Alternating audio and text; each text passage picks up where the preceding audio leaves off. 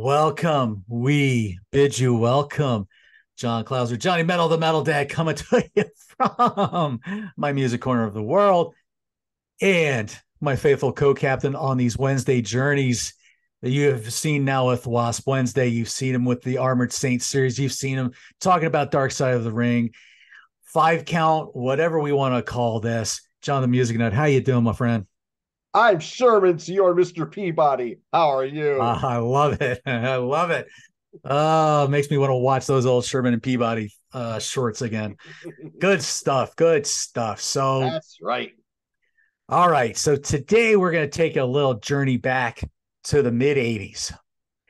And the first thing I want to talk the first moment in time that I want to talk a little bit about is a fateful day back in August of 1985. August 13th, you may say, of 1985. Where is this fateful place, you ask? It was the Allentown Fairgrounds.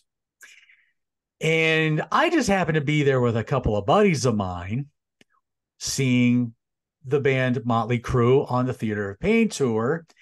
And they had this Japanese band called Loudness opening up for them. Now, why else do I say this was a fateful day? John, you may answer that question. That was my first concert, and I was there with three friends as well. Yep. So we were actually at the same show at the same time, and we just didn't know it. But anyway, so we got to see Loudness on the Thunder in the East tour. That was their welcome into the United States. They had previously done 3 or 4 albums, Japan only release. And you would think that this was going to start in a kind of a tidal wave or a tsunami, I guess, if you will, of Japanese heavy metal bands. The only problem was that didn't happen. You didn't get a glut of bands like that.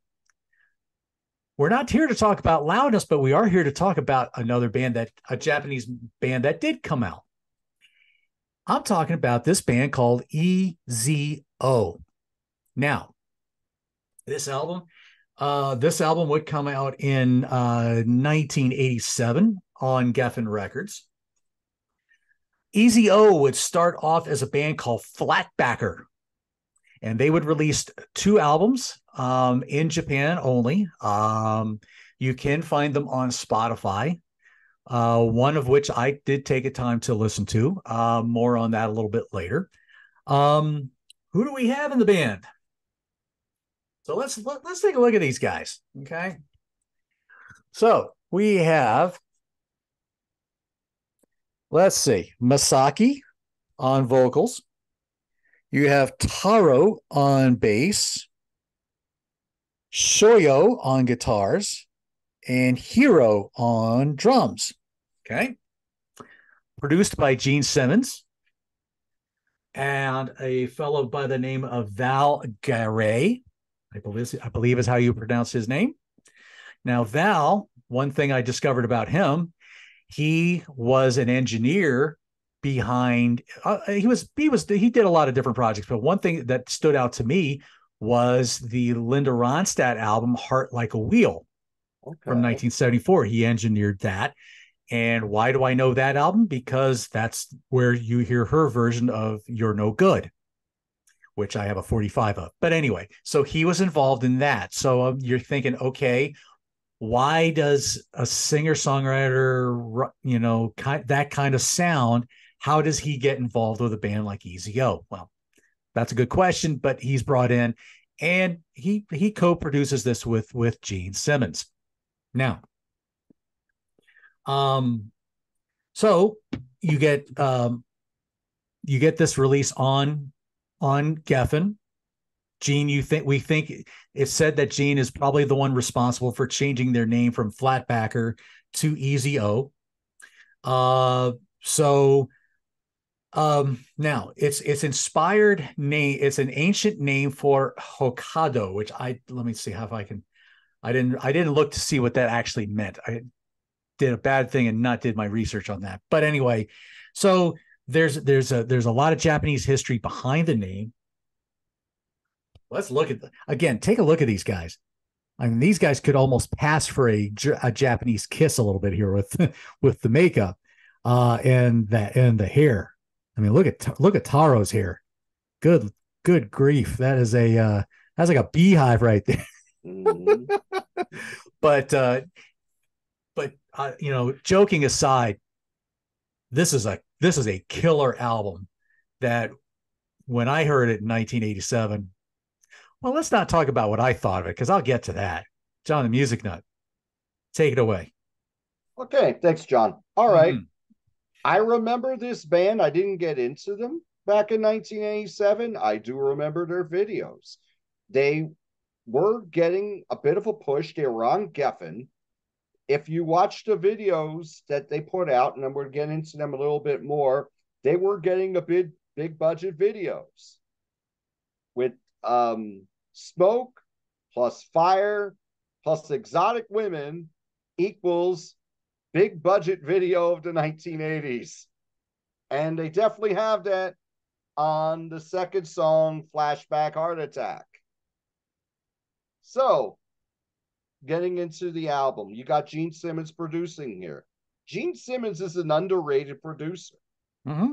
because if you were into music like we were, this kind of music at this time, like we were in the 1980s, he produced some really good albums for bands who never quite got over the hump, and many that I've owned since the 1980s.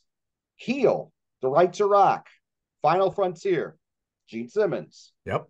Black and Blue, Nasty Nasty, In Heat, Gene Simmons. House of Lords debut, Gene Simmons. Wendy O. Williams, Wow, Gene Simmons. All these are very well recorded. Mm-hmm. Much better recorded than the albums he was doing with Kiss at that time. Yeah. Crazy Nights, Ron Neverson overdid it. This came out the same year that Kiss came out with Crazy Nights. That pop fest is ruined. The songs weren't so good because Gene was busy he was busy producing and making movies and all that. It was the Paul Stanley show at this point, which he Mm-hmm. did a great job, but the albums don't sound good. This album, Hot in the Shade in 89, that sounds almost like a demo. It's not produced well. This is very well produced by Gene Simmons. You can really hear the difference in the instruments, the space between the instruments. You really hear the rhythm section on here. Gene did a great job with this recording, no doubt about it. As for the songs, House of a Thousand Pleasures, I used to hear that a little bit back in the day. That is a killer opener. It's got that staccato riff. Kind of, if you move a year into the future, like a staccato riff, like Mm-hmm. Cult of Personality from Living Color. It Mm-hmm. starts out with that riff. Same thing. It starts out with that killer riff. It's very catchy. It's a killer opener. Absolutely. Flashback Heart Attack, catchy chorus. This was the first video. Nice pre-chorus. You got an excellent guitar solo in there. This is very good. Mr. Midnight, that one's got a cool opening, and then it's more heavy and more mid-tempo.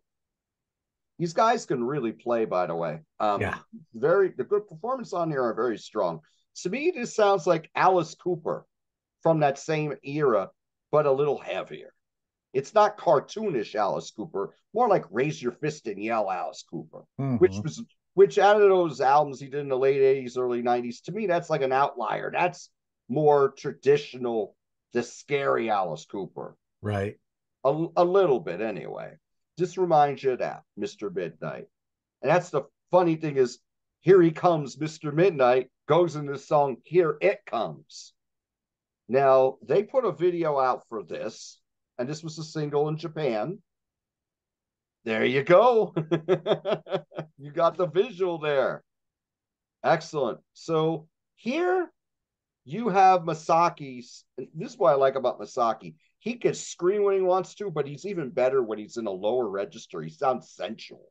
That's Yeah. what you got on this song. This Mm-hmm. song is really cool.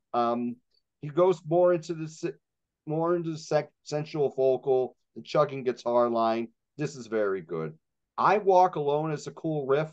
You got the rhythm carrying the song. You got nice call and response between Masaki's vocals and Shoyo's guitar here. This is very good. And the thing is, there's this nice breakdown in it. And when you got some guitar noises, like some sharp leads, like really Mm-hmm. jarring leads, you didn't hear breakdowns in songs back in '87. This was different, and it worked out pretty well. Then you have Destroyer, not to be confused with Twisted Sisters Destroyer Yeah. or the Kinks Destroyer. This is quite good. The riff carries the song. It's nice and evil. The bass and drums really well recorded on here, just they are throughout the album. Excuse me. Next, we have Big Changes. That's got some nice use of atmosphere. The vocal on here is outstanding, very eerie, nice chorus on it. Kiss the Fire is more driving. That was also a video. Yeah. You can check out all these videos on YouTube, by the way, just to let you know. Mm-hmm. They're all still out there. Good riff on here. It's catchy. Again, you got Masaki. I just want to make sure I don't get his name wrong. That's why I keep looking. He sings really good in the deeper register here. And then you have Desiree, or as they say, Disarray. This is thrash. This is wicked. Killer closer. Um, Killer. very aggressive lyrically too. Really matches the mood of the song. So this is quite good. Oh, just to let you know, with Gene Simmons, Mm-hmm. he brought in the Kiss. He brought in some of the Kiss army of songwriters here. Yes. So a lot of these songs were co-written with Adam Mitchell. Now, Adam Mitchell, if you're a Kiss fan, if you're a diehard Kiss fan, you know who Adam Mitchell is. Mm-hmm. He co-wrote these songs with Kiss: Creatures in the Night, Keep Me Coming, Danger, all from Creatures in the Night. I'm a Legend Tonight and Partners in Crime from Killers. Crazy Crazy Nights from Crazy Nights. So he co-wrote a top 5 hit in the UK with that one. Hmm. And he co-wrote Little Caesar from Hot in the Shade. On his own, he also wrote French Waltz for Nicolette Larson and Dancing Round and Round for Olivia Newton-John. So this Yeah. guy's this He's gotten around. he's gotten around and he is a talent. And you have Jamie St. James co-wrote at least one song on here, and of course he's the singer with Black and Blue. So this is a good album. I wish I bought this in a day. Now that I've been listening to this, and it charted at number 150 here in the States, and it charted at number 6 in Japan. I'm going to give this an 8. I think Okay. this is a very strong debut. I don't think there's like a lights out track on here, but everything's very good. It's very tight. 36 minutes, 9 songs. It's very good album, and the production is very strong. It's not maybe the songs, maybe the lyrical content may be stuck in the '80s, but the recording certainly is not.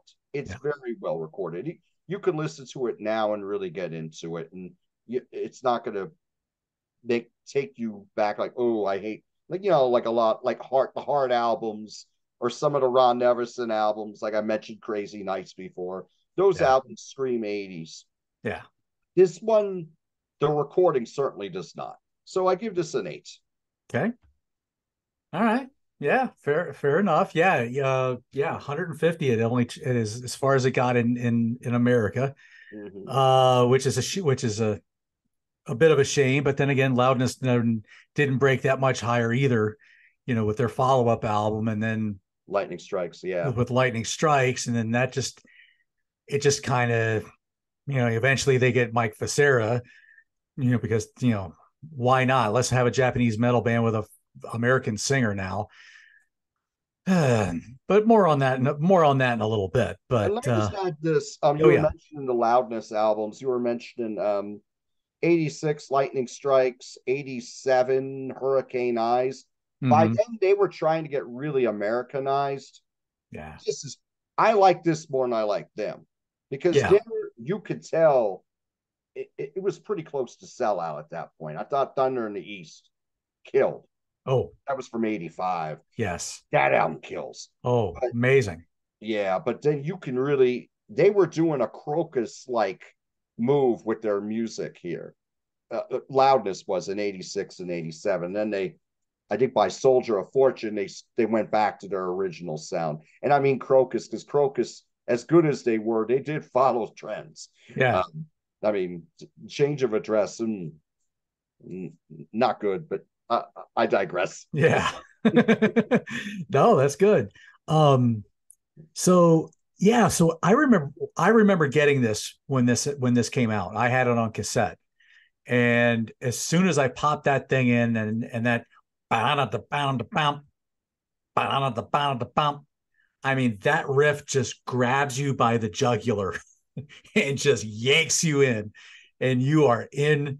You're in right away. It just you want something that's going to reach out and grab you and hook you in and take you for a ride, and this song does just that. Um, it's a full band song co-written with Jamie St. James. Um, the only thing, though, there's only one thing I'll just say this at the very beginning. The only thing that kind of I wish could be a little stronger was the not so gated drums. I wish that's the I only thought thing. about that. The Yeah, gate the there, gated there's drums. time That's there's true. times that the drums are a little too gated to me, and I that's the only thing I can knock about this album. At times, it's not always, but it comes up a lot. But House of a Thousand Pleasures, just an amazing kickoff with that riff and just that amazing groove, like you say. I mean, obviously Vernon Reid and company were must have been listening to this album when Cult of Personality came out. I don't know, but it was what an opening. And again, you get Masaki's vocals. And the one thing about Masaki's vocals is, unlike Minoru Miyahara from Loudness, Masaki sounded good when he sung English.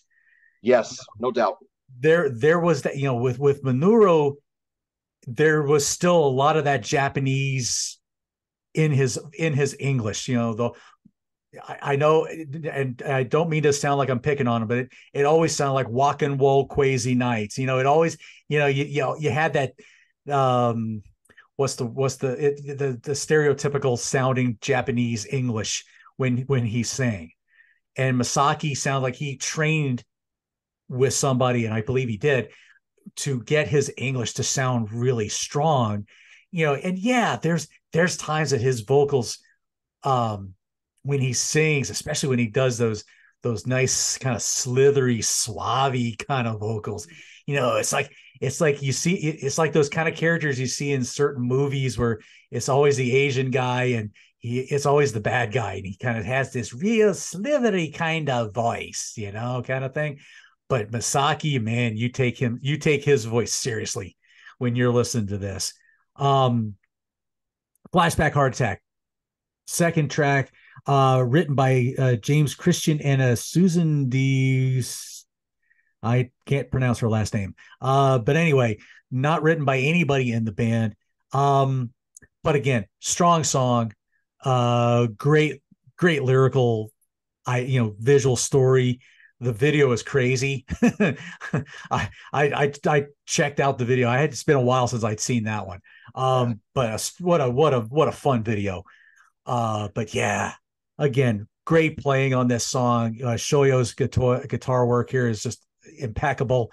I'm just going to get that out of the way because I'm going to probably repeat myself a lot on that with all of that. Mr. Midnight. First of all, you get this crazy drum stuff going on with Hero, and then the bass comes in with this proggy kind of, this big busy bass thing going on. A very atmospheric song. This one co-written. This one was a co-write of the guitar from the guitar player Shoyo and Jamie St. James. Another just a very strong track. Again, maybe drawing some Japanese history maybe in the character here. And then let's see. Let's hold this baby back up again. The single for "Here It Comes," which I managed to find at a local at a record show some couple years or so ago. It only has just "Here It Comes" on both sides, but yeah, they're thanking a lot of people on this thing. I do know that. Nice. One of which is Kip Winger, who on Wiki has background vocals. But anyway, "Here It Comes," another strong song. You get this great precision riff. This one is co-written by the bass player and Adam Mitchell. But again, it's all these punchy riffs and just this buzzsaw like precision that these guys are playing in.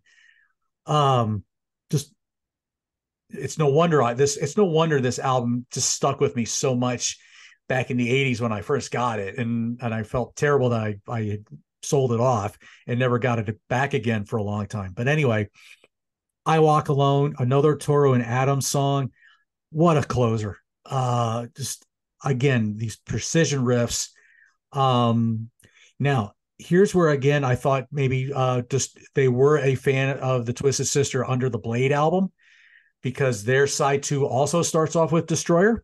Just saying. Right. Again, another Toro and Adams song, also co-written with a Jody Gray and Mark Broder. Like you said, evil riff, just menacing song. Maybe not quite as menacing as Twisted Sisters, but a different kind of menace. Correct. Oh, just a good again. That solid opener, a side 2 opener that we all love, because when you get that strong ending, you want to hope that next side is going to be just as strong, and boy, it does, and it delivers in spades. Big Changes, like you were saying, this song was written by a Brooke. Hang on, gotta refer to the album cover because my notes are extremely sloppy and I can't read them. Brock Walsh. Don't know who he is, but anyway, it doesn't matter. Big Changes, great song. Another chance to show off Masaki's just these very suave vocals on some points, but then you get the gang vocal and get in the Big Changes. It's another wonderful song. Kiss of Fire, a full band song co-written with Adam Mitchell. Again, precision riffing, just what a song. Another great song. And then you get Desiree, not to be confused with Neil Diamond's Desiree. Right. Just saying, this is definitely not that song. This one co-written by Shoyo, the guitar player, and Adam. What a closer. If I could get you, if I could get you, which, yeah, it could sound like he's saying something totally different, but he's really saying, if I could get you, if I could get you. What a closer. It makes you want to go back and turn that baby over and start all over again. I feel like I just said that about an album not too long ago. I think we were punching the sky for that one. But man, what an album. I think for me, I probably give this at least I probably go about a 9 with this one, but the gated drums is what kills it for me. Yeah, the lyrics are kind of the run of the mill 80s, what you were seeing, what you were hearing at the time. Right. I think the fact that they were Japanese is probably the only reason they probably stood out a little bit. But sometimes you get these gems of an album that just sticks to you. It's like I said, that opening riff to House of a Thousand Pleasures just pulls you in by the jugular, and it does not let you go, and it's and that is just how I felt about this whole album. And it's just been such a joy to really really reconnect with this album. And, next week, we're going to talk about their second album, Fire, Fire. But, we talked a lot about loudness in here. And after EZO would break up after Fire, Fire, Masaki and Hiro would actually join Loudness. So Minoru leaves, still has left, after they got rid of Mike Vicera left the band. And so they pull in Masaki on vocals and Hiro on drums, because Munetaka Higachi would leave the band for a while as well. So they would appear on the albums self-titled Loudness, Heavy Metal Hippies, from 1994, Ghetto Machine in 1997, Dragon in 1998, and Engine in 1999. Loudness was putting out a lot of material. No doubt. And the sad thing is, good luck trying to find some of this stuff. Especially if you're not if you're not wanting to spend a lot of money on it, you're probably going to be, correct me if I'm wrong, but a lot of those 90s and 2000s albums are not easy to come by. So yeah, good luck getting them, but and I don't think I don't know what's available on streaming. I really didn't look at that part of it up, but as far as I don't think that era is available on streaming. So I could be wrong, but anyway, we wanted to talk about this album because it just was, it's a band nobody talks about, and I just wanted to bring them at least a little bit to somebody's knowledge. But so yeah, John, any extra thoughts you want to throw in with? I don't know if you looked up any tour, if they got to tour this, or take it. Well, but first, before I get into this, let me make a funny. Oh, stay tuned next year when John and I will review Loudness's catalog. We will have the vinyls and the CDs, which we will be doing live out on the street on cell phones. Yep, exactly. Because we will both lose our humble abode. Exactly. Probably right. You will not see these backgrounds. You will see a tree. No, that's probably right. Now is deer walking by.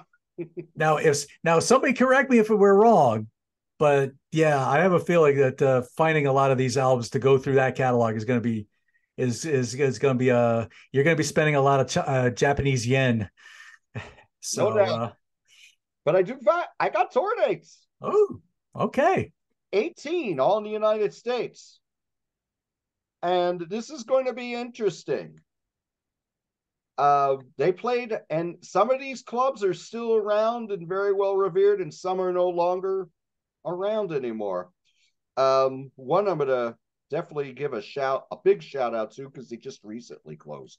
Actually, I'm going to say it right now. The Chance in Poughkeepsie, New York, just recently closed. Rest in peace, Chance. Rest in peace to Chance. I never got to visit it, but boy, I certainly heard Butch Jones and Lynn Versace. Thank you, and all those guys talk a lot about the Chance shows. So yes, rest in peace, Chance in Poughkeepsie. So go for it. Thank you. And I only saw one show there, and that was last year to see Tranquility Fall Fest. And so that was my only, and I had chances to go there so many times. I live little less than 3 hours from there. But yeah, at least I got to get there once. And that was when I met Martin Popoff and Byron Bolt and Pete Pardo. And that's cool. A lot of other cool people. Jack Toledano. Yeah. Definitely. Oh, I forgot Jamie Laszlo as well. Ah, hey, Jamie. Check out Jamie's channel with the Record Roulette Show. That's awesome. It is awesome. If I did something like that, you'd be seeing me staring at the screen, because I'm like, I don't know what to say about this album, because there's probably a lot of stuff I haven't listened to, or I may not even have a physical copy of. But anyway, back to tour dates. I'm sorry. All right, thank you. Okay, Hammer Jackson, Baltimore. They played there 2 different times. We got the Mason Jar in Phoenix, Arizona. We got the Stone in San Francisco, California. We got Rosada Country Club in Los Angeles with Odin. Oh, okay. Odin, best known for their appearance in The Decline of Western Civilization Part 2 movie, and bringing us Jeff Duncan. Oh yeah, he was an Odin for a while. That's right. Very good. We got the Green Door in Montclair, California, Sundance in Bayshore, New York. This would be the beginning of several dates where they would be sharing the stage with Guns N' Roses. Nice. Now, This would have been a couple months after Guns N' Roses had put out Appetite for Destruction. Now think about that. That album had a slow burn. It took a year for that album to go to #1 in the States and for Yeah. Sweet Child of Mine to be a #1 hit as well. Yeah. Yes, it was a co-headline with EZO and Guns N' Roses at most of these gigs I'm about to tell you about. Airport Road Music Hall in Allentown. No way. Way. Oh, man, Yeah. I was living in Maryland at that point, so I wouldn't have known about I wouldn't have even known about the Hammerjacks, but wow, the Airport Music Hall in Allentown. May that place rest in peace too, because that's been long gone. Oh, The Trocadero in Philadelphia. Palace Theater in Albany, New York. Obsessions in Randolph, New Jersey. The Ritz in New York. yeah. The Living Room in Providence, Rhode Island. Paradise Rock Club, Boston, Massachusetts. The Great L'Amours in Brooklyn. The Mighty L'Amours. That's right. Lost Horizon in Syracuse and a Bayou in Washington, D.C. Now, as far as the songs, they were playing the whole album live. And as encores, they were playing, depending on the night, they were either playing Motorhead's Ace of Spades or Thin Lizzy's Jailbreak. Nice. Wow. I need to see if there's footage out there of some of this stuff. Yeah, exactly. But there you go. There's the touring. Wow. Very cool. Very, very cool. That's right. Well, you know, we hope y'all who are watching this, we hope y'all, I would love to hear what you all have to think about this album, if you even remember it. I know I'm going to show you this shirt because he's going to, he doesn't know I got one of these yet. So